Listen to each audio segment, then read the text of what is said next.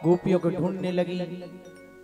इधर गोपियां श्याम सुंदर और मेरे राधा रानी को ढूंढ रही हैं। ढूंढते ढूंढते गोपियों को लगने लगा कि वही कृष्ण हैं। गोपियों को लगा कि वही कृष्ण हैं। तो गोपियां मेरे श्याम सुंदर की विभिन्न लीलाओं का अनुसरण करने लगी। कोई गोपी गिरिराज को उठाने का अभिनय करने लगी, कोई गोपी चीर हरण की लीला का अभिनय करने लगी, कोई गौचारण लीला का अभिनय करने लगी। हर गोपी मेरे श्याम सुंदर की लीलाओं का अनुसरण कर रही है। अचानक से उनको भान हुआ तो यमुना के किनारे आई तो वहां पर उन्हें राधा रानी मिली हैं। गोपियों ने राधा रानी के साथ में एक बहुत सुंदर गीत गाया। मैंने उस दिन बताया था ना, भागवत जी में 11 गीत हैं। यहां पर गोपियों ने एक सुंदर गीत गाया है जिसका नाम है गोपी गीत। इस गोपी गीत में 19 श्लोक हैं और इन 19 श्लोकों को प्रतिदिन पाठ करते हुए 1.25 करोड़ पाठ जो कर लेता है उससे मेरे राधा माधव का प्रत्यक्ष दर्शन हो जाता है। 1.25 करोड़ पाठ। तो आज राधा रानी और गोपियों ने यमुना जी के किनारे सुंदर गोपी गीत गाया। तो 19 श्लोकों का पाठ करने में तो काफी समय लगेगा, तो हम केवल 5 श्लोकों का पाठ करेंगे, पुनः कथा को अग्रेसित करेंगे। सभी जिनको याद है बोले, याद नहीं है तो आंखें बंद करके हाथ जोड़ करके मन में भाव रखना कि जैसे राधा रानी और गोपियों को श्याम सुंदर ने छोड़ा है ऐसे ही उसने हमको भी छोड़ दिया है।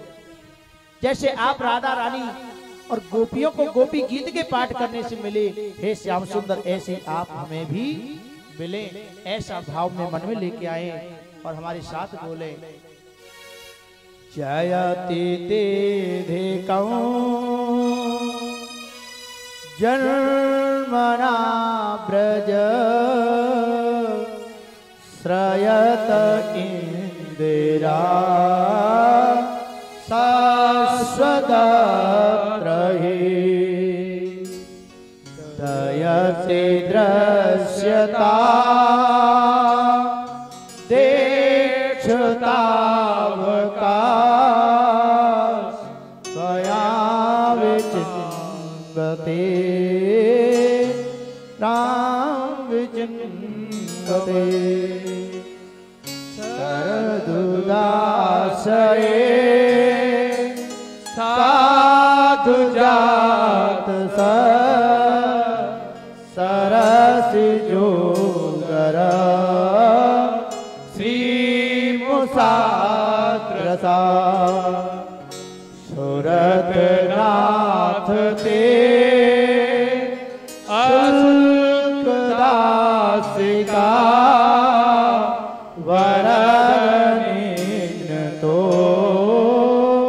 नेह किं वद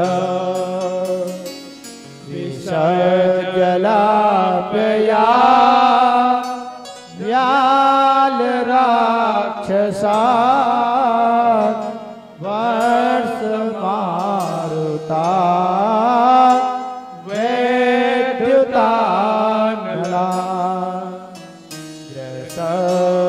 ग्रसमयात्मजा विश्वतो भया द्रुष्टतं वयं रक्षितामो न खलु गोपिका नन्दनो भवा न खेदेहिना मन्तरात्मत्रग विघ्न साधितो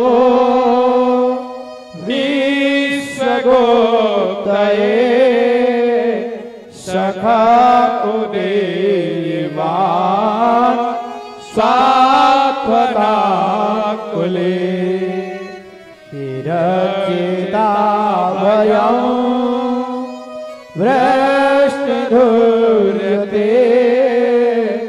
चरणमेयुषां संसृते भया करसरोरुहं कान्तकामदं शिरस्देहिना श्रीकराग्रह श्रीकराग्रह श्रीकराग्रह जयति तेधिकं जन्मना व्रज श्रयत इंदिरा शाश्वतत्रहि दयति दृश्यता दीक्षुतावका कैत्रता सव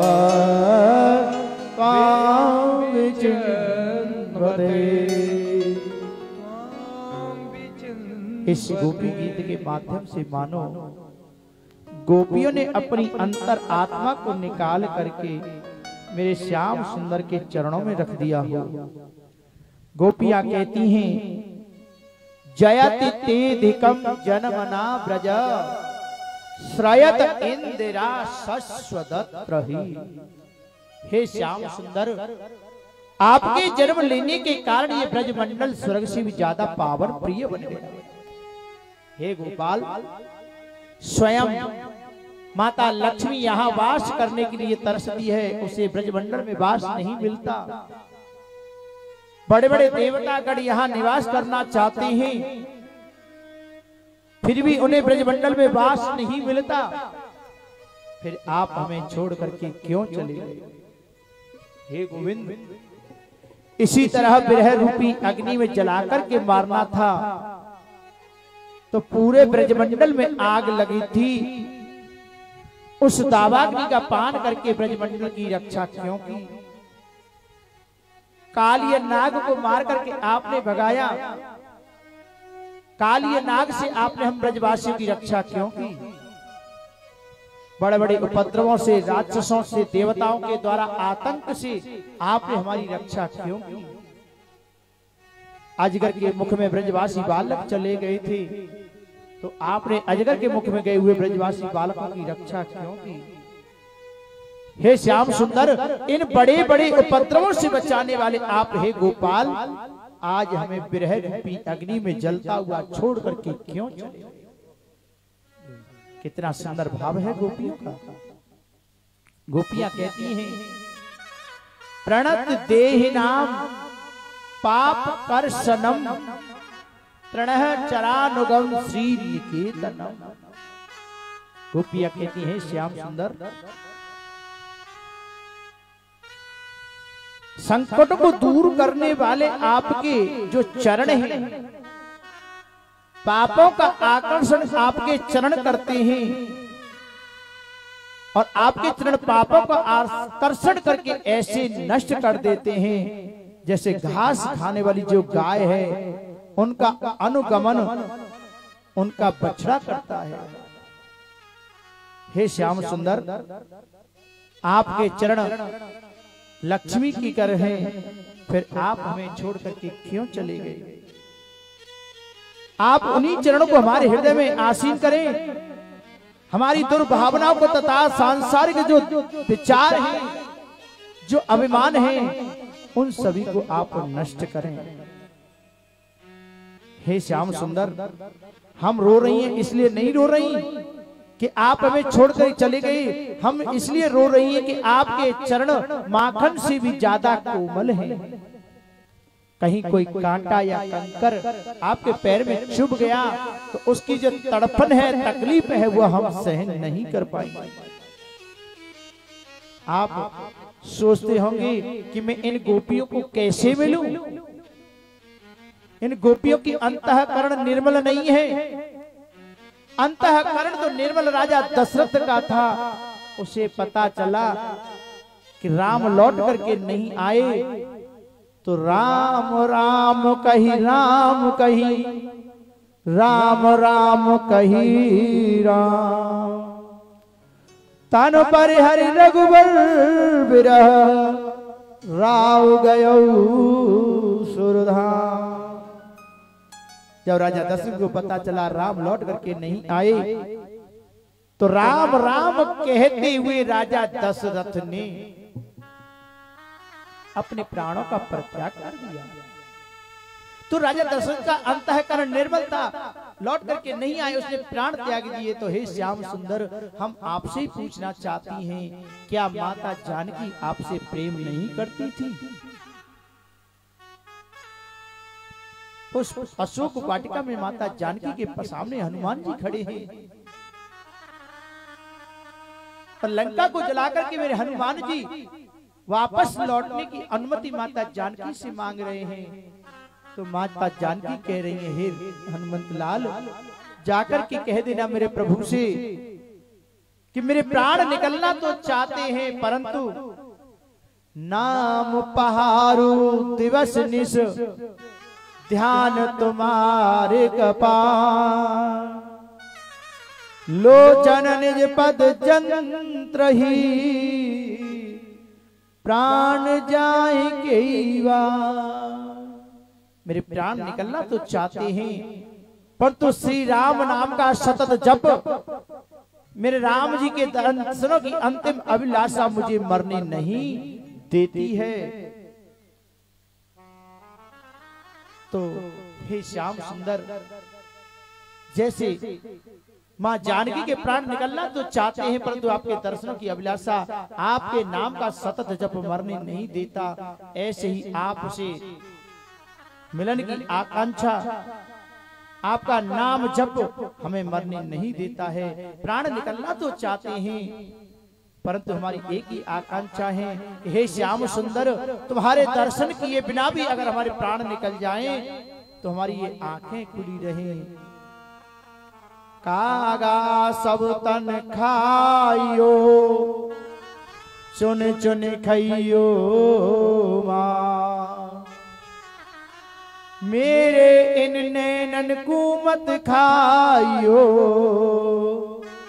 जिनमें श्याम दरस किया। अगर मेरे आपके दर्शन किए बिना अगर प्राण निकल भी जाए तो मेरे नैन खुले रहेंगे। हे कौआ, तो मेरे मांस को नोच नोच करके खा जाए, परंतु मेरे खुले हुए नैनों को मत खाना, इनमें मेरे श्याम सुंदर के दर्शनों की अभिलाषा है। हे प्रभु, आप सोचते हैं कि मेरी गोपियों को कैसे मिलूं? हे प्रभु, हमारा अंतःकरण में थोड़ी देर के लिए जो नहीं आना चाहिए था वो आ गया। हमें अभिमान हो गया कि हम ज्यादा सुंदर हैं, इसलिए आपने इस छोटी सी बात के लिए हमारा परित्याग कर दिया। हे प्रभु, आप हमें छोड़ करके क्यों चले गए? आप जहां भी हैं हमें दर्शन दें।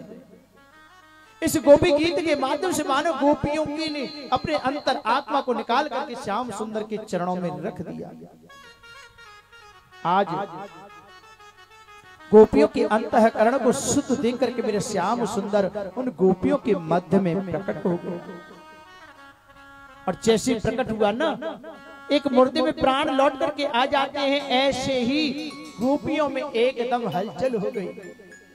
और गोपियां आई, आकर के एक गोपी मेरे श्याम सुंदर के चरण दबाने लगी, एक गोपी मेरे श्याम सुंदर को पंखा झलने लगी, एक गोपी मेरे श्याम सुंदर के पैर के तरुओं को सहराने लगी। कहीं कोई कांटा कंकड़ तो नहीं चुभा है। और कोई कोई गोपी टेढ़ी टेढ़ी नजर करके कन्हैया को देखने लगी। प्रेम से बोलो। कन्हैया कहने लगे, गोपी टेढ़ी नजर करके कहाँ देख रही है? बोले, हम देख रही हैं, कुछ पूछना चाहती हैं। बोले, क्या पूछना चाहती हैं? बोले, हम पूछना चाहती हैं कि संसार में 3 तरह के लोग होते हैं। संसार में 3 तरह के लोग होते हैं। पहले तो ऐसे हैं जो प्रेम करने वालों से भी प्रेम करते हैं। दूसरे ऐसे होते हैं जो प्रेम नहीं करने वालों को भी प्रेम करते हैं। पहले कैसे, जो प्रेम करते हैं उन्हीं से प्रेम करते हैं, और दूसरे ऐसे हैं जो प्रेम करने वाले और प्रेम न करने वाले दोनों से ही प्रेम करते हैं, और तीसरे ऐसे हैं जो प्रेम करने वाले और प्रेम न करने वाले दोनों में से किसी से भी प्रेम नहीं करते। भगवान कहने लगे, हे गोपियों, प्रेम के बदले में जहां प्रेम किया जाता है वहां पर स्वार्थ होता है। सुर नर मुनि सब की यही रीति, स्वार्थ लाग करहि सब प्रीति। प्रेम के बदले में जहां प्रेम किया जा रहा है वहां स्वार्थ है, और जहां प्रेम नहीं है फिर भी प्रेम किया जाता है, यही सच्चा प्रेम है। हमसे सामने वाला प्रेम नहीं करते फिर भी हम उसको चाहे चले जा रहे हैं, प्रेम करते चले जा रहे हैं, यही सच्चा प्रेम है। और देवियों, जो प्रेम करने वाले और प्रेम न करने वाले दोनों में से किसी से भी प्रेम नहीं करते, वो मेरी नजर में कृतज्ञ होते हैं, जो दूसरे के किसी के उपकार को नहीं मानते। गोपियां कहने लगी, प्रभु आप तो हमें तीसरे नंबर के लगते हैं। भगवान कहने लगे, हम तीसरे नंबर के कैसे हुए? देखो, हमने तुम्हारे लिए अपने घर बालक बच्चे पति सबको संसार को छोड़ दिया, और आपने हमें मिलने के बजाय हमें रोता बिलखता छोड़ करके चले। भगवान कहने लगे, गोपियों में कहीं नहीं जाता हूं, आपके अंदर थोड़ी देर के लिए अभिमान आ गया था इसलिए मैं चला गया, और गया नहीं, आपके मध्य में ही अंतर ध्यान हो गया, आपके बीच में ही छिप गया। और जब आपके अंदर अभिमान नहीं रहा तो मैं प्रकट हो करके आ गया। और देखो, अब आपका अंतःकरण शुद्ध है, निर्मल है, मैं अब आपके साथ में रास रचाऊं। जैसे रास रचाने के लिए हुए, एक श्रीमान जी प्रकट हुए, उनका नाम है कामदेव। कामदेव कहने लगे, प्रभु अब तो मेरे 5 हाथ उंगलियां घी में हैं। भगवान कहने लगे, क्या कहना चाहते हो? हम ये कहना चाहते हैं कि त्रिभुवन सुंदर आप हैं, त्रिभुवन सुंदर गोपियां हैं, और जब सुंदर स्त्री और पुरुष एकांत में मिलते हैं तो हम बिना बुलाए चले आते हैं। भगवान कहने लगे, अच्छा एक बात बताओ, कामदेव शिवजी के रूप में तो तुम्हारी मेरे ऊपर नहीं चली। कामदेव कहने लगे, प्रभु आप शिव के रूप में तपस्या कर रहे थे, और तपस्याधारियों को तपधारियों को अगर मैं छेड़ता हूं तो मुझे जल करके भस्म होना ही पड़ता है। श्याम सुंदर कहने लगे, राम अवतार में भी तुम्हारी मेरे ऊपर नहीं चली। कामदेव कहने लगे, प्रभु राम अवतार में आप एक पत्नी व्रतधारी थे, एक पत्नी व्रतधारी थे, और एक पत्नी व्रतधारी मेरी नजर में ब्रह्मचारी ही होते हैं, इसलिए राम अवतार में भी मेरी दाल नहीं गली। परंतु प्रभु त्रिभुवन सुंदर आप हैं, त्रिभुवन सुंदर गोपियां हैं, या तो मेरे 5 के 5 तीर चलने ही चलने हैं। भगवान कहने लगे, हे कामदेव तुम आप अपना काम करो और हम अपना काम करते हैं। दो गोपी बीच में एक माधव, दो गोपियों के बीच में एक श्याम सुंदर का स्वरूप प्रकट हो गया, और श्याम सुंदर गोपियों के साथ में गलवैया दे करके रास करने लगे। इतना सुंदर रास हुआ, जब श्याम सुंदर नाचता है तो सारी दुनिया नाचती है। चंद्रमा सशंकित हो गया, अप्सराएं मूर्छित होने लगी, भोले बाबा से नहीं रहा गया, भोले बाबा और रास में आ रहे हैं। रास में जब आए तो भोले बाबा रास में प्रवेश करना चाहते हैं, गोपियां रास में प्रवेश भोले बाबा को नहीं करने दे रही हैं। आज भोले बाबा रास में आए, रास में प्रवेश करना चाहते, गोपियां प्रवेश नहीं करने दे रही, तो गोपियों ने क्या किया कि भोले बाबा को ले जाकर के एक सरोवर में गोता लगवाया। जैसे ही गोता लगाने के लिए भोले बाबा डुबकी लगाई तो नागों वाले बाबा डुबकी लगा करके जल के अंदर गए। जल के अंदर से निकले तो नागों वाले बाबा नथनिया वाले बाबा हो गए। प्रेम से बोलो हाँ। शिव धरे जब गोपी वेश वृंदावन में, श्याम महाराज देखने को चले त्रिपुरारी। मन तरसे यूं हर्षे जब रास रचाएंगे गिरधारी। सुंदर बिंदी चूड़ी नूपर लई ओढ़नी भारी। भोले बाबा ने गोपी स्वरूप बना करके वृंदावन रास देखने के लिए आए हैं। कौन? त्रिपुरारी, त्रिपुर राक्षस का वध करने वाले त्रिपुरारी भोलेनाथ। मन में हर्षा रहे, मन में अजीब प्रसन्नता है कि मेरे श्याम सुंदर मेरे प्रभु आज रास रचा रहे हैं। मोहिनी स्वरूप में उनके साथ में आकांक्षा पूरी नहीं हुई, परंतु आज मेरी आकांक्षा जरूर पूरी होगी, ऐसा मन में सोचते चले जा रहे हैं। और सुंदर बिंदी चूड़ी पैरों में नूपुर पहन के, मांग भर के, होठन पे लाली लगा के और लहंगा चुन्नी ओढ़ करके भोले बाबा कर 16 श्रृंगार 3 लोकन के स्वामी। 3 लोकन के स्वामी भोलेनाथ ने 16 श्रृंगार किए और 16 श्रृंगार करके कर 16 श्रृंगार 3 लोकन के स्वामी। अर्धनारीश्वर से बन गए पूरी नारी। आज अर्धनारीश्वर भगवान शिव आज पूर्ण रूप से नारी स्वरूप में, गोपी रूप में रास में प्रवेश करने के लिए आ रहे हैं। और बड़ा सुंदर भाव है। एक दिन भोले भंडारी बन करके ब्रज नारी वृंदावन आ गए हैं, वृंदावन आ गए हैं। एक दिन भोले भंडारी बन के ब्रज की नारी वृंदावन आ गए हैं, वृंदावन आ गए हैं, वृंदावन आ गए हैं। एक दिन भोले भंडारी बन के ब्रज की नारी वृंदावन आ गए हैं, वृंदावन आ गए हैं।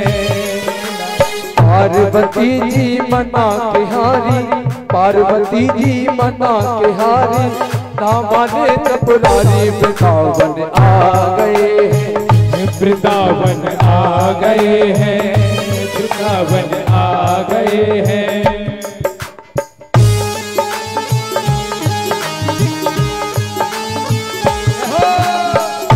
सेवा करते रहेंगे।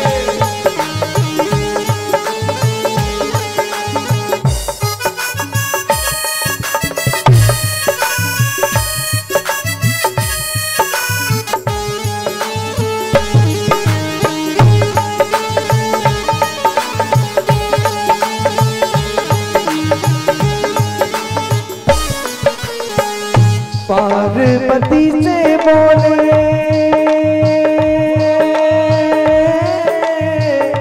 मैं भी चलूंगा तेरे संग में, तेरे संग में। पार्वती से बोले मैं भी चलूंगा तेरे संग में, तेरे संग में। राधा संग जाम नाचे मैं भी नचूंगा तेरे संग में, तेरे संग में। राधा संग जाम नाचे मैं भी नचूंगा तेरे संग में, तेरे संग में। रास रचेगा ब्रज में भारी, रास रचेगा ब्रज में भारी। हमें दिखाओ हमारे वृंदावन आ गए हैं, वृंदावन आ गए हैं। एक दिन भोले भंडारी बन के ब्रज की नारी की ब्रज में आ गए हैं, वृंदावन आ गए हैं, वृंदावन आ गए हैं।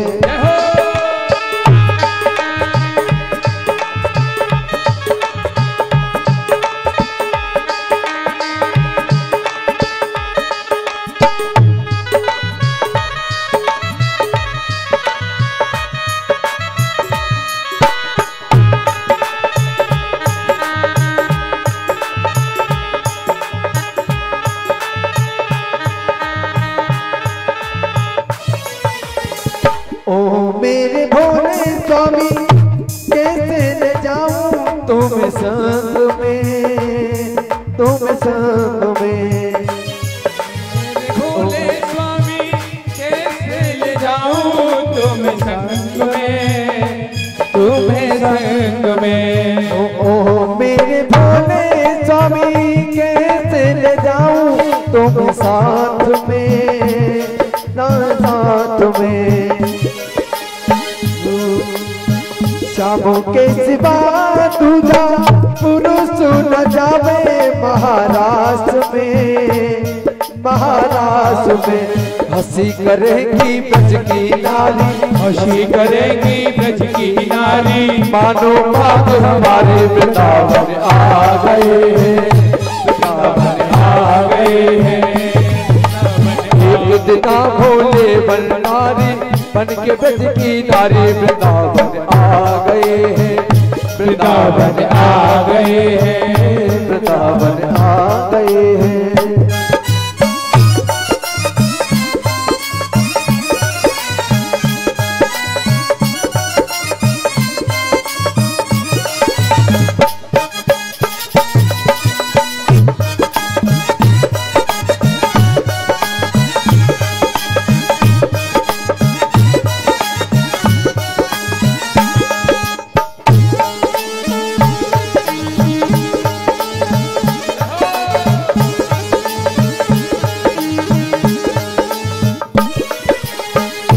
ऐसा बना दो मुझे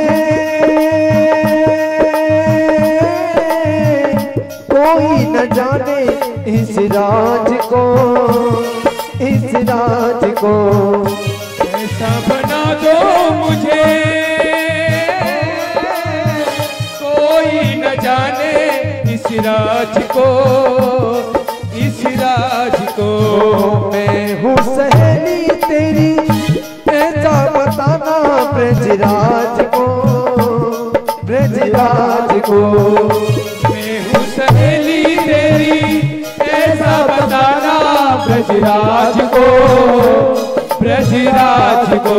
बना के चूड़ा पहन के साड़ी, बना के चूड़ा पहन के साड़ी। चाल चले मत वाले वृंदावन आ गए हैं, वृंदावन आ गए हैं, वृंदावन आ गए हैं, वृंदावन आ गए हैं। जब भोले बाबा पार्वती मैया से जिद करने लगे तो मैया कहने लगी, एक लहरीदार चूदर माथे पे डाल के, एक लहरीदार चूनर माथे पे डाल के। भोला बन जाओ भोली घूंघट निकाल के, भोला बन जाओ भोली घूंघट निकाल के। एक लहरीदार चूदर माथे पे डाल के, एक लहरीदार चूनर चेहरे पे डाल के। भोला बन जाओ भोली घूंघट निकाल के, भोला बन जाओ भोली घूंघट निकाल के। भोला बन जाओ भोली घूंघट निकाल के, भोला बन जाओ भोले घूंघट निकाल के। आज भोलेनाथ रास में आए हैं। मेरा श्याम सुंदर कामदेव को परास्त करने के लिए गोपियों के साथ में रास रचा रहे हैं। गलवैया दे दे करके नाच रहे हैं, तांबुल का आदान प्रदान हो रहा है, परंतु कामदेव का कोई बस मेरे श्याम पर नहीं चल पा रहा। आज मेरे योगेश्वर श्याम सुंदर ने देखा कि सब गोपियां मेरे पास आना चाहती हैं और एक गोपी है जो मुझसे दूर जाना चाहती है। ये गोपी कौन है? भगवान ने जानना चाहा, पकड़ना चाहा, तो वह गोपी भगवान से दूर चली गई। भगवान ने कहा भाई ऐसे काम नहीं चलेगा। तो भगवान ने क्या किया? अपनी मुरली को ले लिया। जहां चलता था न काम तीर और कमानों से, विजय नटवर की होती थी मुरली की तानों से, गजब की बांसुरी बजती है बंसीधर बजैया की। करूं तारीफ मुरली की या मुरलीधर बजैया की। आज मेरे श्याम सुंदर ने मुरली को लिया, मुरली को लेकर के बजाना शुरू कर दिया। सुखदेव जी कहते हैं राजा परीक्षित, और जब मुरली श्याम सुंदर की बजती है ना तो अच्छे अच्छे अपना रास्ता भटक जाते हैं। भोले बाबा जैसे श्याम सुंदर ने बंसी बजाई, गोपी बने भोले बाबा को अपने स्वरूप का भान नहीं रहा। श्याम सुंदर की मुरली को सुनकर के सिर से सरक गई जब साड़ी, और मुस्काए बनवारी। भोले बाबा के सिर से साड़ी सरक गई और भोले बाबा के स्वरूप को देख करके मेरे श्याम सुंदर मुस्कुराने लगे। भोले बाबा ये क्या है? प्रभु मुझे आपके रास का दर्शन करना था। आपके रास के इस दर्शन करने में आपके द्वारपालों ने मुझे रोक दिया। तालाब में नहलाया तो तालाब में नहाने के लिए प्रवेश किया था तो मैं भोले बाबा निकला हूं तो गोपी स्वरूप में था। मैं चाहे कुछ भी हो जाए, कोई सा भी रूप धारण करना पड़े, मुझे भगवान का रास का दर्शन करना है। तो प्रभु मैंने आपके रास के दर्शन करने के लिए गोपी रूप भी धारण करना स्वीकार कर लिया।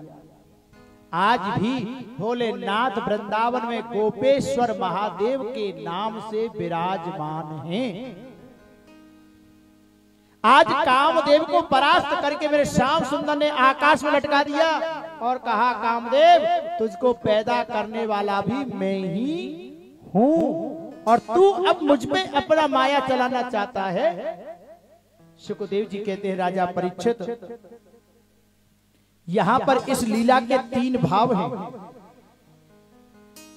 इस लीला के 3 भाव हैं। प्रथम भाव तो यह है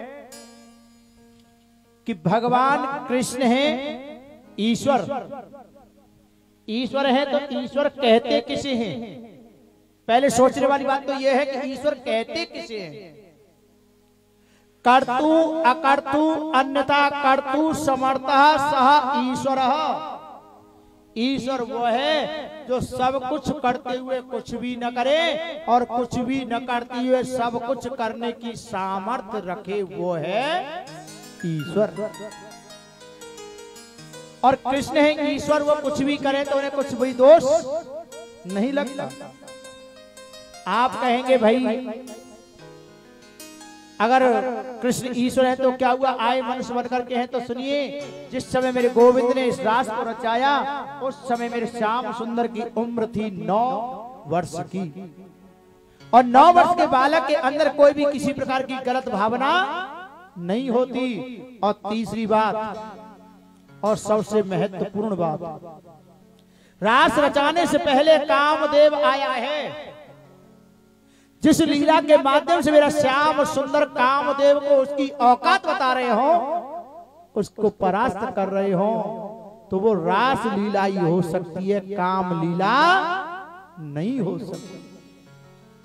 कामी पुरुष की सी लीला नहीं हो सकती, क्योंकि इस रास के माध्यम से ही तो कामदेव को भगवान ने जीता है, उसको उसकी औकात दिखाई है।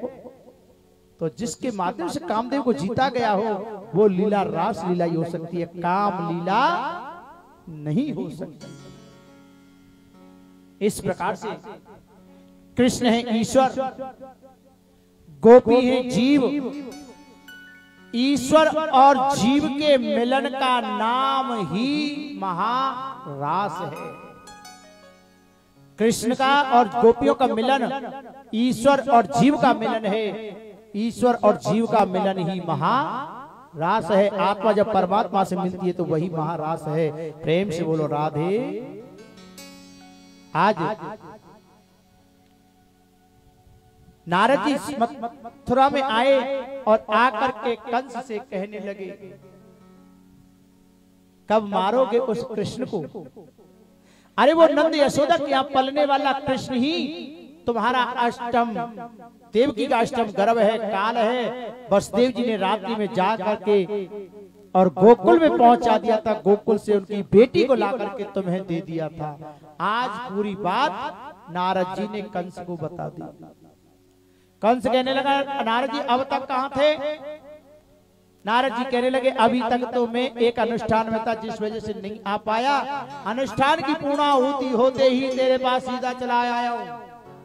कब मारेगा उसको? कंस कहने लगा, महाराज मारने के लिए भेजता हूं चुन चुन करके राक्षसों को भेजता हूं मारने के लिए। पता चला कि मारने गए थे, खुद ही मर गए।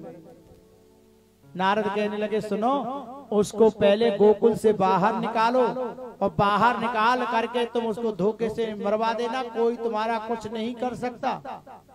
तुम कितना भी प्रयास कर लेना, गोकुल में उसे मार नहीं पाओगे। तो महाराज इसके लिए मुझे करना क्या होगा? नारद जी कहने लगे, महाराज कंस, वो धनुष कहाँ है? वो धनुष लो और धनुष लेकर के धनुष यज्ञ का आयोजन करो। धनुष के यज्ञ के आयोजन करके आप मथुरा से गोकुल में और निमंत्रण पत्र भेजो, और निमंत्रण पत्र भेज करके कृष्ण बलराम दोनों को मथुरा बुलवाओ। मथुरा में आकर के धनुष यज्ञ का आयोजन देखते रहेंगे, तुम धोखे से मरवा देना, तुम्हारा कोई कुछ नहीं बिगाड़ पाएगा। कंस को योजना अच्छी लगी और अच्छी योजना लगी। अपने सभासदों के साथ में बैठ करके विचार विमर्श किया और विचार विमर्श करने के बाद में अक्रूर जी को बुलाया और अक्रूर जी से कहा, सुनो, ये हमारे धनुष यज्ञ का आयोजन का निमंत्रण पत्र है, आप लेकर के गोकुल में जाओ, हमारा रथ लेकर के जाना और कृष्ण बलराम को जरूर अपने साथ में लेकर के आना। और जैसे ये बात अक्रूर जी ने सुनी, हाथ जोड़ करके, महाराज, उन छोटे से बालकों ने आपका क्या बिगाड़ा है जो आप उनके पीछे पड़े हैं, उनको मारना चाहते हैं? ये बात सुनकर के कंस कहने लगा, अक्रूर, तुम जानते हो मैं ना सुनना पसंद नहीं करता। सीधे सीधे बताओ, तुम जाओगे कि नहीं जाओगे? जाओगे तो ठीक है, नहीं जाओगे तो मेरे हाथों से पहले तुम ही मर जाओगे। बताओ, तुम जाओगे कि नहीं जाओगे? अक्रूर मन में सोचने लगे, ये बड़ा पापी है, अगर नहीं जाऊंगा तो यही मार देगा। अगर मरना ही है तो कम से कम श्याम सुंदर के दर्शन करके मरूं। ठीक है महाराज, आपका आदेश है तो मैं जाता हूं। आज कंस को मेरे श्याम सुंदर ने अपना रथ दिया और रथ दे करके और निमंत्रण पत्र का दे करके गोकुल को भेजा। 2 घंटे का रास्ता है। 2 घंटे के रास्ते में अक्रूर जी की समाधि बीच रास्ते में लग गई। मन में विचार कर रहे हैं, जब गया था गोकुल के लिए तो छोटा सा था, अब तो 11 वर्ष 56 दिन का हो गया, अब बड़ा हो गया, मैं उसे पहचान पाऊंगा कि नहीं पहचान पाऊंगा? रिश्ते में मैं उसका काका लगता हूं, वो मुझे प्रणाम करेगा या वो पूरे जगत का काका है, मुझे उसको प्रणाम करना चाहिए? ऐसे ऐसे विचार करते चले जा रहे हैं, श्याम सुंदर की लीला को याद कर रहे हैं। परिणाम ये हुआ, 2 घंटे के रास्ते में आज अक्रूर जी को समाधि लगने के कारण से सुबह से चले थे, शाम हो गई। इधर मेरा श्याम सुंदर गाय बछड़ों को चराने के लिए गोप ग्वालों के साथ में वन में आया हुआ है। कृष्ण बलराम के साथ में बैठे हैं, मन में विचार कर रहे, भैया आज तक जे गाय बछड़े गोप ग्वाल सब कुछ हमारे अपने थे, आज से ये हमें कुछ पराये लग रहे हैं, क्योंकि इन सब को छोड़ करके मुझे कल मथुरा जाना होगा। आज मेरा श्याम सुंदर जिस वस्तु को देखता है उसी को देख देख करके उसका मन हिलकियां मार करके रोने को करता है, परंतु भीतर ही भीतर अपने आंसुओं को रोके हुए है। गोप ग्वाल आए, क्यों भैया लाला कन्हैया, आज क्या बात है, तू हमारे संग खेलेगा नहीं? हमारे संग खेलेगा नहीं का? कन्हैया कह लगे, भैया आज मेरे खेलवे को मन ना कर रहे। क्यों लाला, क्यों भैया, ऐसी क्या बात है? कोई परेशानी है क्या? कोई तकलीफ है क्या? कोई बीमारी है क्या? भैया कोई बात है तो बता ना। मुझे तुम आज कुछ पराए पराए से लगते हो, पता नहीं न जाने क्यों आज मेरा तुमसे दूर होने को मन करता है। और जैसे ये बात मेरे श्याम सुंदर ने कही, सखाओं ने मेरे श्याम सुंदर को अंग में भर लिया। लाला तू ऐसी बात नहीं क्यों कर रहे हो, ऐसी बात नहीं क्यों कर रहे हो, ऐसी कहा बात है भैया, तू हमसे दूर दूर क्यों जा रहे हो, कटे कटे सो काई कर रहे हो। ना भैया पता ना न जाने क्यों आज मेरा मन मेरे बस में ना है, मेरे काऊ काम में करवे को मन ना कर रहे हो। शाम को समय है चुके है, सखा गाय बछड़ों को लेके आगे जा चुके। धीरे धीरे कृष्ण बलराम दोनों भैया चले आ रहे। भैया माता यशोदा से कैसे मैं जाऊं, दूर होने की कहूंगा, कैसे भी उनसे विदा लूंगा, मैं ये सोच नहीं पा रहा। मुझे ये ब्रजवासी गोप ग्वाल गाय बछड़े गोपियां मुझे कैसे जाने देंगी, और सबसे बड़ी बात में राधा से कैसे और दूर हो पाऊंगा, मैं सोच नहीं पा रहा। दोनों भाई कृष्ण बलराम सोचते हुए जा रहे थे, वार्ता करते जा रहे थे कि अचानक से अक्रूर जी का रथ दिखाई दिया। अक्रूर जी के पास में श्याम सुंदर कृष्ण बलराम दोनों भैया पहुंचे। काका अक्रूर के चरण में कृष्ण बलराम दोनों भैया का प्रणाम। परंतु काका सुनो, आप हमें लेने के लिए आए हैं ये बात हम जानते हैं, कंस हमें मारना चाहता है ये बात भी हम जानते हैं, परंतु सुनो भूल करके किसी ब्रजवासी से ये मत कह देना, भूल करके किसी भी ब्रजवासी से ये मत कह देना कि कंस ने कृष्ण बलराम दोनों को मारने के लिए मथुरा बुलाया है। रोते रोते मर जाएंगे पर तुम मुझे गोकुल छोड़ करके मथुरा नहीं जाने देंगे, मुझे मथुरा नहीं जाने देंगे। रास्ते में समझा करके मेरे श्याम सुंदर और कृष्ण बलराम दोनों भैया दूसरी गली से नंद भवन में आ जाते हैं। और इधर अक्रूर जी का रथ नंद राय जी के भवन में आकर के रुका। नंद बाबा ने जैसे रथ आया देखा, रथ के पास में आए तो देखा उनके बचपन के मित्र अक्रूर जी आए हुए हैं। दोनों मित्र गले मिले, अक्रूर जी को अंदर घर में लेके गए। बड़ा सुंदर आदर सत्कार मेरे नंद बाबा ने अक्रूर जी का किया। मैया यशोदा अपने हाथों से भोजन बना करके कृष्ण बलराम नंद बाबा और अक्रूर जी को भोजन करा चुकी हैं, और भोजन कराने के बाद में स्वयं थाली लेकर के आंगन में बैठी हैं, भोजन करने के लिए बैठी।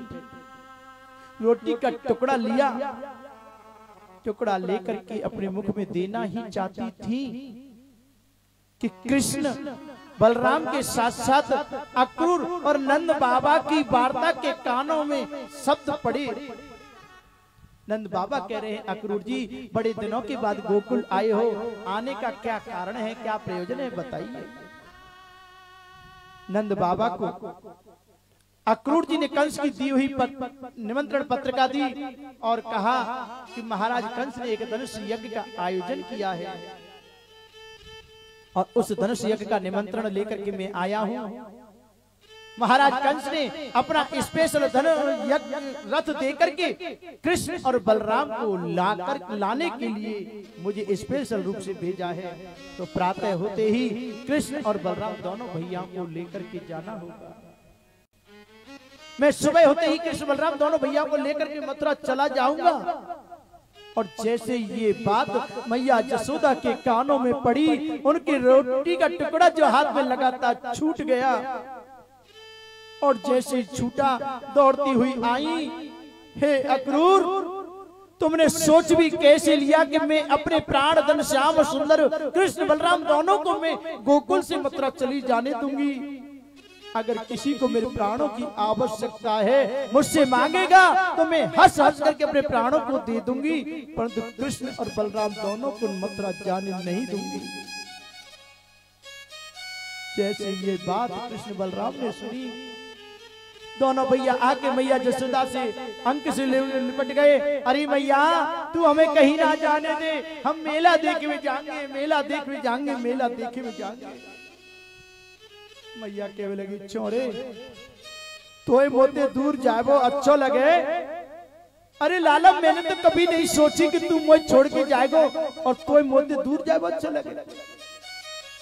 कृष्ण बलराम कहने लगे नहीं मैया हम तो छोड़ के कहा जा रहे हैं, हम तो छोड़ के आज कल जाएंगे मेला देखे, परसों मेला देख के आ जाएंगे मैया, हम मेला देखेंगे, मेला देखेंगे, मेला देखेंगे।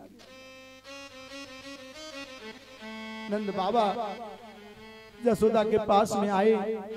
अरे नंद रानी इन बालकों को कब तक तुम अपने आंचल में छिपा करके रखोगी? एक न एक दिन तो मथुरा जाकर के इनको माखन मिश्री का व्यापार करना ही पड़ेगा, दूध दही का व्यापार करना पड़ेगा। आप चिंता मत करो, रात्रि में मैं ही जाता हूं। और मथुरा में कृष्ण बलराम के प्रति अगर जरा सा भी मुझे कोई अनहोनी की घटना होने की आशंका लगेगी तो रास्ते में मैं से ही और वापस में कृष्ण बलराम को ले आऊंगा, तुम चिंता मत करो। नंद बाबा और रात्रि में ही श्याम सुंदर के सखा और कुछ ब्रजवासी के साथ मथुरा को प्रस्थान कर गए। आज मैया जसोदा की तो आंखों की नींद उड़ चुकी है। श्याम सुंदर को अपने ही पलंग पर लेकर के बैठी है। मेरा लाला मैया जसोदा के पैरों पर सिर रख करके सो रहा है और मैया जसोदा मेरे लाला को निहार रही है।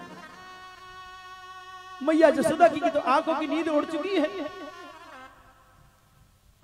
अचानक से मेरे श्याम सुंदर की आंखें खुली तो देखा मैया जसोदा पलंग पर नहीं है। श्याम सुंदर अरे मैया तू कहाँ है, अरे मैया तू कहाँ है कहते हुए पूरे महल में ढूंढ रहे। तो देखा आंगन के खम्भ से पीठ लगा करके बैठी है, सिर पे दुपट्टा भी नहीं है, बाल खुले हैं, आंखों से आंसू की धार बह रही है। कन्हैया ने जाकर के मैया से कहा अरे मैया तू यहाँ आके ऐसे काहे को बैठी है, अरे ऐसे आके काहे को बैठी है मैया? मैंने तोते कहीं का मेला देख जाऊंगा, मेला देख के परसों आ जाऊंगा, फिर तू काहे को रो रही है? मैया जसोदा ने मेरे श्याम सुंदर को अपने अंक में भर लिया। पूरी रात श्याम सुंदर को गोद में लेकर के मैया जसोदा लाड़ दुलार करती रही। सुबह हुआ, सुबह होने पर अक्रूर जी ने अपने रथ को तैयार किया। रथ को तैयार किया। कृष्ण बलराम दोनों भैया और मथुरा जाना चाहते हैं। ये समाचार न जाने कैसे पूरी गोकुल में फैल गया और जिसने सुना उसने अपने समस्त कामों को छोड़ दिया, दौड़ पड़े नंद भवन की ओर। गोपी ग्वाल राधा रानी सब दौड़ते चले आए नंद भवन में। तो देखा रथ तैयार है, मेरा श्याम सुंदर रथ में बैठ करके जाने को तैयार है। गोपियों को आया देख करके श्याम सुंदर खड़ा का खड़ा रह गया। गोपियां आई, लाला भैया हम ते कोई गलती है क्या जो तू हमें छोड़ के जा रहे हो? अरे भैया लाला अगर हम ते कोई गलती भैया तू बाकी का हमें क्षमा कर दे, पर हम तो ये मथुरा नहीं जाने देंगी, हम तुझे मथुरा नहीं जाने देंगे। गोपियां से श्याम सुंदर कहने लगे गोपियों नहीं, मैं तुम्हें छोड़ करके कहीं नहीं जा रहा हूँ, मैं तो केवल और मेला देखने के लिए जा रहा हूँ, मेला देख करके आज जा रहा हूँ, कल मेला देख करके आ जाऊंगा। वो नहीं, हमें पता चल चुका है कि तुम हमें छोड़ करके हमेशा के लिए मथुरा जा रहे हो। अरे भैया हमसे कोई गलती हो गई है तो हमें क्षमा कर दे, तू हमें छोड़ करके मत जा, हमें छोड़ करके मत जा। गोपियों ने देखा राधा रानी दीवार से पीठ लगा करके खड़ी है, टकटकी लगा करके मेरे श्याम सुंदर को देख रही है, निहार रही है। गोपियों ने कहा, राधा तेरा श्याम तुझे छोड़ करके मथुरा जा रहा है, क्या तू उसे रोकना नहीं चाहेगी? और मेरे श्याम सुंदर ने देखा कि गोपियां और राधा रानी को मुझे रोकने के लिए प्रेरित कर रही हैं। तो श्याम सुंदर राधा रानी के पास में पहुंचे, हाथ जोड़ करके कहने लगे, राधा तुम्हारे भाई श्री दामा ने गोलोक धाम में 100 वर्ष दूर रहने का हमें जो शाप दिया है, हे राधा उस शाप का समय आ चुका है। अब तुम भी जानती हो कि मेरा और तुम्हारा 100 वर्षों तक मिलन नहीं हो पाएगा। हे राधे मेरी आगे की लीलाओं में तुम सहभागी बने। मैं आपसे केवल एक ही प्रार्थना करूंगा, राधा आप मुझसे कभी रूठ जाती थी तो मैं आकर के मना लेता था, और मैं तुमसे कभी मिलता नहीं था, तुम बैठ करके रोने लगती थी। तो राधे मेरे जाने के बाद में मेरी याद करके कभी रोना मत, कभी आंसू बहाना मत। अगर एक भी आंसू तुम्हारा धरती पर गिर गया ना, तो समय से पहले महाप्रलय आ जाएगी। हे राधा रानी मुझे केवल इतना वचन दे दो कि मेरी याद में आंसू नहीं बहाओगी। हे राधा रानी मुझे इतना आश्वस्त कर दो कि मेरे जाने के बाद में मेरे ब्रजमंडल की रक्षा आप करोगी। मेरे ब्रजमंडल पर कोई संकट आएगा तो उसको आप दूर करोगी। राधा कहने लगी, वाह पहले हमसे प्रेम किया, प्रेम करके हमें अपने प्रति इतना आकर्षित कर लिया कि हम तेरे बिना एक मिनट दूर रहने की सोच भी नहीं सकते, और आज तू हमें छोड़ करके जा रहा है तो हमसे अपनी यादों में रोने का अधिकार भी छीन करके जा रहा है। हे श्याम सुंदर तेरी खुशी के लिए मैं तुझे ये भी वरदान देती हूँ, तू चाहता है तो मैं तुझे ये आश्वस्त करती हूँ, वचन देती हूँ कि तेरी याद में कभी आंसू नहीं बहाऊंगी, तेरे पीछे तेरे ब्रजमंडल पर कोई संकट भी आने नहीं दूंगी। राधा रानी से विदा लेकर के मेरे श्याम सुंदर रथ में बैठे। गोपी ग्वाल यशोदा मैया सब मेरे श्याम सुंदर से विनती कर रहे हैं, श्याम सुंदर तुम हमें छोड़ करके मत जाओ, तुम हमें छोड़ करके मत जाओ। तुम हमें छोड़ करके चले जाओगे तो हम यहाँ जी नहीं पाएंगे, तेरी याद में रो रो करके मर जाएंगे, हम तेरे बिना जी नहीं पाएंगे। और सब प्रार्थना कर रहे हैं, विनती कर रहे हैं। तो भैया ताली बजाते हुए मेरे श्याम सुंदर को रोकने का प्रयत्न करें, शायद मेरा श्याम लला आज रुक जाए। कृष्ण लेते हैं ब्रज से विदाई की मैया मुझे याद ना करे। कृष्ण लेते हैं ब्रज से विदाई की मैया मुझे याद ना करे। कृष्ण लेते हैं ब्रज से विदाई के मैया मुझे याद ना करे। कृष्ण लेते हैं ब्रज से विदाई की मैया मुझे याद ना करे। कृष्ण लेते हैं ब्रज से विदाई की मैया मुझे याद ना करे। कि मैया मुझे याद ना करे, कि मैया मुझे याद ना करे। कृष्ण लेते हैं ब्रज से विदाई के मैया मुझे याद ना करे।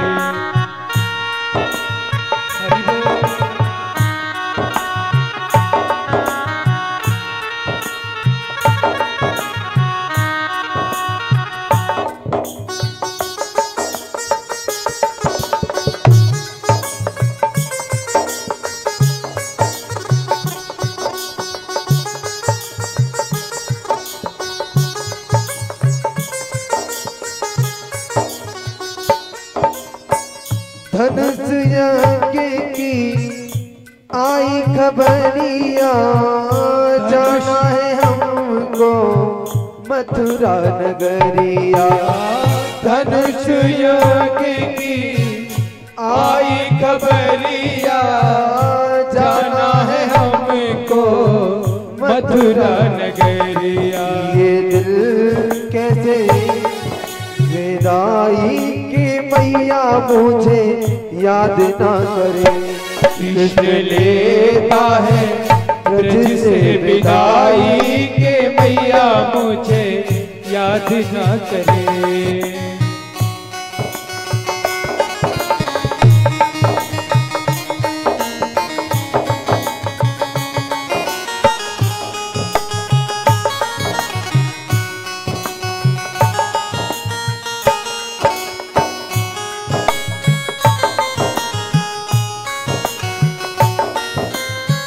रथ पे बैठा रोए कन्हैया, हाय मेरे बाबा हाय मेरी मैया। रथ पे बैठा रोए कन्हैया, हाय मेरे बाबा हाय मेरी मैया। अब जाने दे मेरी माई की मैया मुझे याद ना करे। कृष्ण लेता है ब्रज से विदाई के मैया मुझे याद ना करे कि मैया मुझे याद ना करे, कि मैया मुझे याद ना करे। कृष्ण लेते हैं ब्रज से विदाई की मैया मुझे याद ना करे। कृष्ण लेते हैं ब्रज से विदाई के मैया मुझे याद ना करे।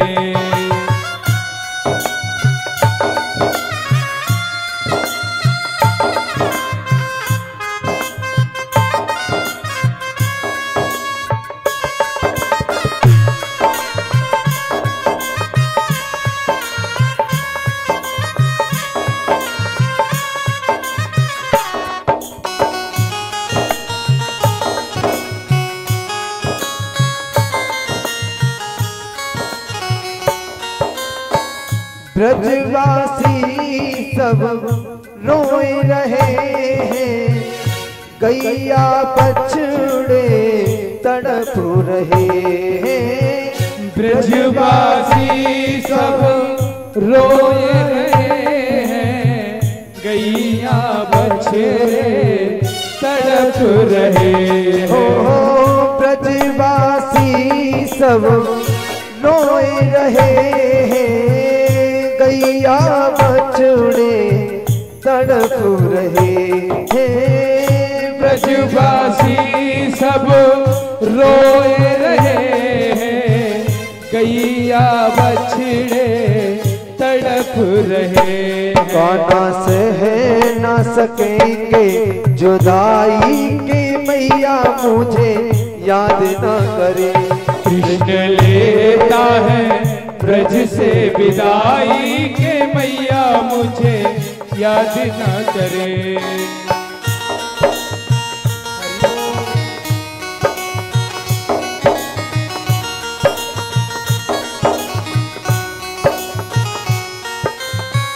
रथ को पकड़ कर राधा रोए, सखियां खड़ी हैं रास्ता रोके।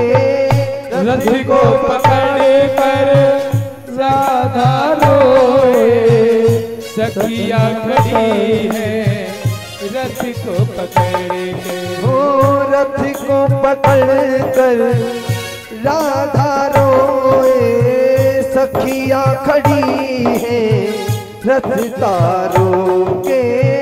रथ को पकड़ कर राधा रोए, सखिया खड़ी है रस्ता रोके। ग्वाला देते हैं रो रो दुहाई की मैया मुझे याद ना करे। कृष्ण देता है ब्रज से विदाई के मैया मुझे याद ना करे। कृष्ण लेता है ब्रज से विदाई की मैया मुझे याद ना करे। कृष्ण लेता है ब्रज से विदाई के मैया मुझे याद ना करे। कृष्ण लेता है ब्रज से विदाई की मैया मुझे याद ना करे। आज मेरा श्याम सुंदर रथ में बैठ करके जाने लगा। यशोदा मैया बेहोश हो गई, गोपियां बेहोश मूर्छित हो गई, जमीन पर गिर पड़ी। और आज मेरा निष्ठुर श्याम सबको मूर्छित छोड़ करके रथ में बैठ करके चलने लगा।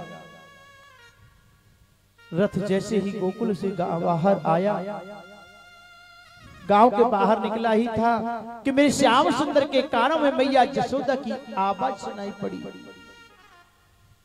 मेरे श्याम सुंदर ने देखा कि मैया यशोदा रथ के पीछे पीछे दौड़ती चली आ रही है।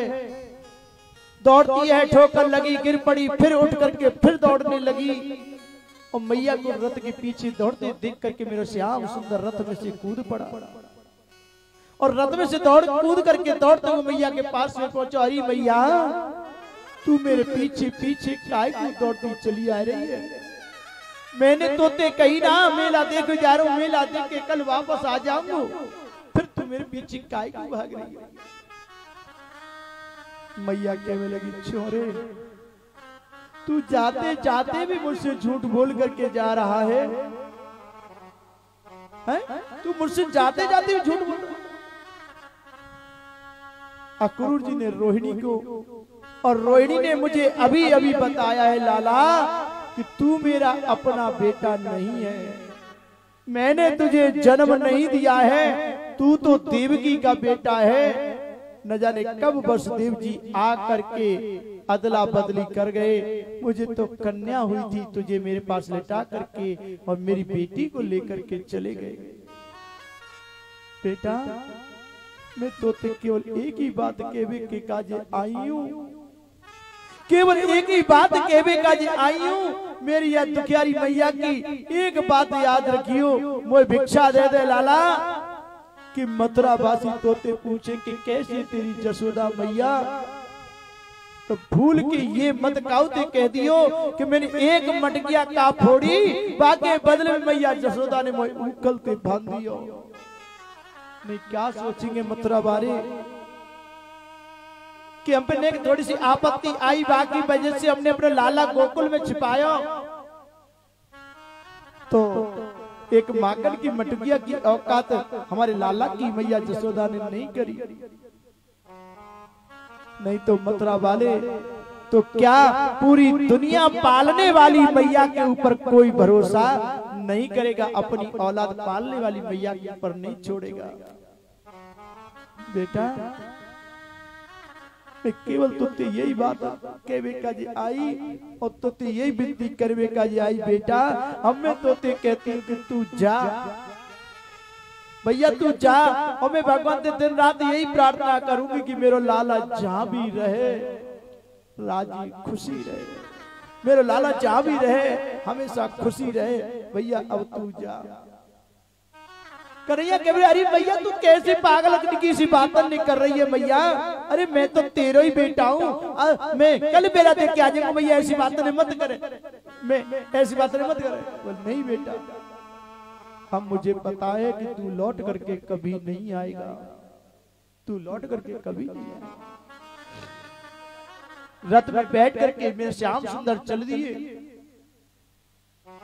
उस रथ की ध्वजा जब तक दिखाई देती रही, मैया जसोदा टकटकी लगा करके मेरे श्याम को देखती रही। शायद मेरा लाला अब आ जाएगा, मेरा लाला आ जाएगा। परंतु मेरा श्याम सुंदर इतना निष्ठुर हो गया कि आज उसने पलट करके एक बार भी ब्रजमंडल की तरफ नहीं देखा। अक्रूर जी रथ लेकर के यमुना के किनारे आए। यमुना के किनारे आए, अक्रूर जी के मन में भी कष्ट होने लगा कि मैंने क्या बिगाड़ा था इन्हें ब्रजवासियों का। जो उनके प्राण धन श्याम सुंदर को लेकर के मैं जा रहा हूं, मैंने क्या बिगाड़ा था इनका। अक्रूर जी के भी मन में कष्ट होने लगा, तो मेरे श्याम सुंदर कहने लगे, काका आपने सुबह स्नान नहीं किया, यमुना मैया आई गई है, जरा आप यमुना में स्नान कर लो। प्रेम से बोलो राधे।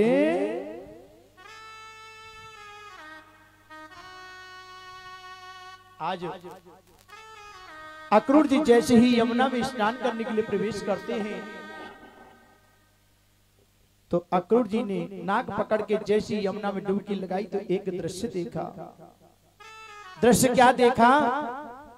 जो बलराम है वो शेष बने हुए हैं, कृष्ण है वो चार स्वरूप हाथ धारण करके लेटे हैं और समस्त देवतागण उनकी आरती कर रहे हैं। अक्रूर जी यमुना से ऊपर निकल करके मुख से देखते हैं तो रथ में बैठे कृष्ण बलराम मुस्कुरा रहे हैं। अब जल के अंदर देखते हैं तो चतुर्भुज स्वरूप में श्री नारायण स्वरूप में कृष्ण दिखाई देते हैं और रथ में भी बैठे दिखाई देते हैं। तो अक्रूर जी के अंदर मन में जो विषाद था, कष्ट था, उसका निवारण मेरे श्याम सुंदर करते हैं और ले जाकर के मथुरा के सदर क्षेत्र में, यमुना बाग क्षेत्र में ले जाकर के छोड़ दिया नंद बाबा के पास में और कंस से कह दिया, भैया मैं ले आया, अब तू जाने और तेरा काम जाने। कन्हैया कहने लगे, बाबा मामा कंस की नगरी बड़ी सजी हुई है, अगर आपकी अनुमति होए तो हम यहाँ मथुरा में घूमे। बाबा नंद बाबा कहने लगे, लाला नहीं नहीं नहीं जी, हमारा गोकुल ना है, मथुरा है और तू बड़ा उदमी बड़ा खुरापाती है। अगर तेने कहा तो गाड़ी दे दे तो यहाँ तो भैया लठ चल जाएंगे, हम तो नहीं भेजेंगे। नहीं बाबा, हम कोई झगड़ा नहीं करेंगे, हम कहा तो कुछ गलत बात नहीं करेंगे। और तुम अगर वो नहीं हो तो बलराम भैया हम तो बड़े हैं, आप हमारे साथ में इन्हें भेज दो। और जैसे ही ये बात सुनी, बोले बात तो तू सही कहता है, देख बलराम तुम बड़े हो, सबसे बड़े हो, समझदार हो, इन सबको ले जाओ मथुरा में घुमा लाओ, देखो किसी से कोई झगड़ा मत न करना। बोले नहीं बाबा नहीं, कोई झगड़ा नहीं होगा। पर बलराम भी जानते हैं कि अब तो वही होगा जो कन्हैया चाहेगा, चाह करके मैं भी उसे रोक नहीं सकता। कृष्ण बलराम चलते हुए यमुना के किनारे आए, सखा साथ में चल रहे हैं, थक करके एक जगह पर विश्राम किया और जहां बैठ करके विश्राम किया उस जगह पर यमुना का जो किनारा है उसी का नाम पड़ गया विश्राम घाट। विश्राम घाट पर बैठ के विश्राम कर रहे थे तो अचानक से कान आंखों में झिलमिल झिलमिल होने लगी, तो देखा एक धोबी और चमकीले चमकीले कपड़ों को धो रहा है। सखा कहने लगे, ओ कन्हैया। बोले हाँ। बोल देख इन चमकीले चमकीले कपड़न ने देख और हमारे फटे कपड़न ने देख, हैं ऐसे कपड़न दे हम मामा कंस के जाएंगे तो मामा कंस हमें घी बूरा तो छोड़, सूखो बूरो खाए काज नहीं देगो। कन्हैया कह बोले तुम क्या चाहते हो? बोले हम ये चाहते कि ऐसे ऐसे चमकीले चमकीले कपड़ा हमारे पास में होने चाहिए। कन्हैया मन में सोचने लगे, जब तक मैं गोकुल में था इन्होंने मेरी बड़ी सेवा की है, आज मथुरा में आए हैं तो इनकी सेवा करना मेरा कर्तव्य बनता है। कन्हैया आगे गए और जाकर के धोबी के हाथ जोड़ करके मामा प्रणाम। मामा ने कोई ध्यान ही ना दिया। कन्हैया सोच रहे शायद ज्यादा कान से ऊंचे सुनते होंगे, मामा प्रणाम, महाराज कंस के भांजे गोकुल से आए, मामा प्रणाम। धोबिया चिल्ला के बोला मैं भैरों से जो चिल्ला रहे,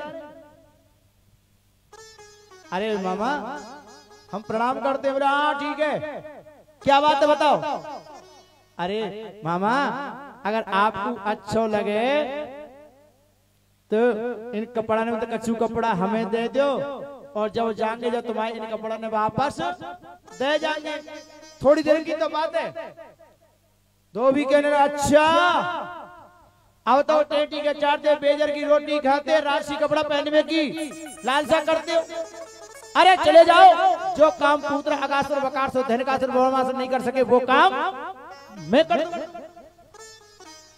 हैं ब्रज के ग्वारिया पोखरा को पानी पीवे, टेटी का चारते रोटी खावे और राशि कपड़ा पहने के लालसा रखे, चले जाओ मेरी नजर दूर हो जानी तो मैं तुम्हें मार दूंगा।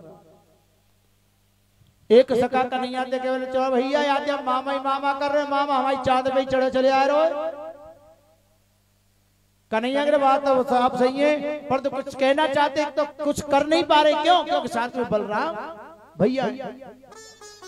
कन्हैया कह रहे बलराम भैया देखिए जी कहा है, बोल देखो जी कहा है, बोल कहा है देखो जी कहा है करके जैसे ही कन्हैया ने बलराम जी की नजर ऊपर उठवाई, कन्हैया ने उल्टे हाथ का थप्पड़ धोबिया के गाल पे मार दियो।